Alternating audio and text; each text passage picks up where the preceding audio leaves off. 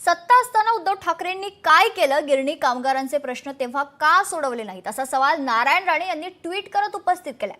उद्धव ठाकरेंची सत्ता गेली आणि त्यांना हिंदुत्व, मराठी माणूस, कोकणची जनता व गिरणी कामगार यांचे प्रश्न दिसू लागले. सत्ता असताना कुठेही कोकणाला न्याय नाही तर गिरणी कामगारांचे प्रश्न देखील सोडवले नाहीत. मराठी माणसाकडे ढुंकूनही पाहिलं नाही. एक नंबरचा स्वार्थी माणूस आहे, असं ट्विट नारायण राणे यांनी केलं.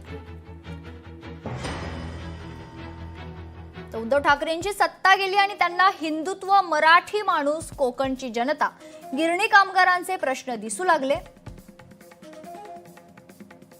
सत्ता असताना कुठेही कोकणाला न्याय नाही, गिरणी कामगारांचे प्रश्न देखील सोडवले नाहीत, असं ट्विट नारायण राणे यांनी केलं. मराठी माणसाकडे ढुंकूनही पाहिलं नाही. एक नंबरचा स्वार्थी माणूस.